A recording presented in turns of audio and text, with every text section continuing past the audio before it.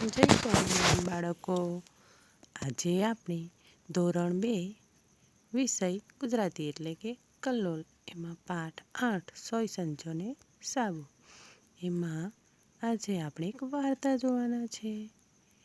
તો જોઈએ. એક હતી બિલ્લી, તેને જવું હતું દિલ્હી. એક બિલાડી હતી, તેને ક્યાં જવું હતું? દિલ્હી. પણ જવું કઈ રીતે?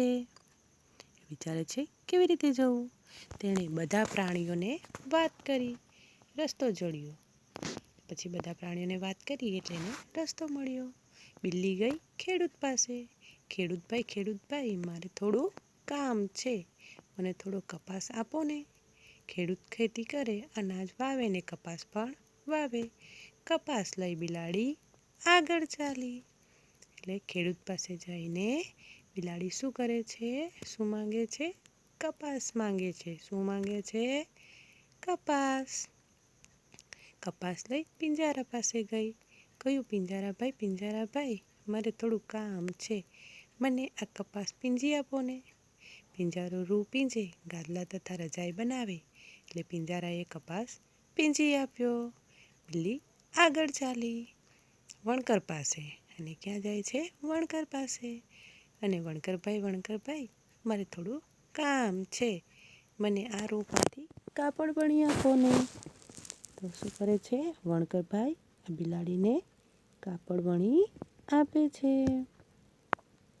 બિલ્લીને વણકરે કાપડ વણી આપ્યું. બિલ્લી આગળ ચાલી ગઈ અને કાપડ લઈને ક્યાં જાય છે? દરજી પાસે. દરજીભાઈ, મારે થોડું કામ છે, મને આ કાપડમાંથી કપડાં સીવી આપો ને. દરજી કપડાં સીવે, બિલ્લીનું માપ લઈ કપડાં સીવી આપ્યા. બિલ્લીબાઈ તો ચાલ્યા આગળ. એટલે દરજી કપડાં સીવે એટલે માપ લીધું અને બિલાડીને કપડાં સીવી આપ્યા. પહોંચ્યા ધોબીને ત્યાં. પછી બિલાડી ત્યાંથી ક્યાં પહોંચી? ધોબીને ત્યાં. ધોબીભાઈ, મારે થોડું કામ છે, મને આ 2 કપડાં ધોઈને ઇસ્ત્રી કરી આપો ને. ધોબી કપડાં ધોવે અને ઇસ્ત્રી પણ કરે. એટલે ધોબીએ શું કર્યું? કપડાં ધોઈને ઇસ્ત્રી કરી આપ્યા. બિલ્લી ત્યાંથી આગળ ચાલી ગઈ મોચીને ત્યાં. મોચીભાઈ, મારે થોડું કામ છે, મને ચપ્પલ સીવી આપો ને. મોચી ચામડામાંથી ચપ્પલ બૂટ બનાવે. એટલે મોચીએ બિલ્લીને ચપ્પલ બનાવી આપ્યા.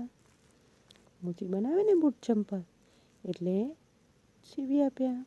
બિલ્લી ત્યાંથી આગળ ચાલી ગઈ સુથારને ઘેર. સુથારભાઈ, મારે થોડું કામ છે, મને એક લાકડાની ગાડી બનાવી આપો ને. સુથાર લાકડામાંથી ખુરશી અને બારી બારણા બનાવે. એટલે સુથાર પાસે એણે લાકડાની ગાડી બનાવી માંગી અને બિલાડીને એક ગાડી બનાવી આપી. બિલ્લી પછી ત્યાંથી આગળ ચાલી ગઈ કુંભારને ત્યાં. કુંભારભાઈ, મારે થોડું કામ છે, મને એક નાનો ઘડો આપો ને. એટલે કુંભાર પાસે જઈને બિલ્લી શું કહે છે કે મને એક ઘડો આપો. બધું લઈ બિલ્લી તો ઘરે આવી. સવાર થયું અને બધું લઈને ઘરે આવીને સવાર થયું. નાહી ધોઈને નવા કપડાં પહેરી તૈયાર થઈ. લાકડાની ગાડી જોડી અને દેડકાભાઈને ગાડીમાં જોડ્યા. ને બિલ્લી માસીની સવારી તો ઉપડી. ક્યાં? દિલ્હી તરફ. મ્યાઉ મ્યાઉ ડ્રાઉં ડ્રાઉં, મ્યાઉ મ્યાઉ ડ્રાઉં ડ્રાઉં એમ કરતી. વાર્તા સમજ પડી બાળકો? જય સ્વામિનારાયણ.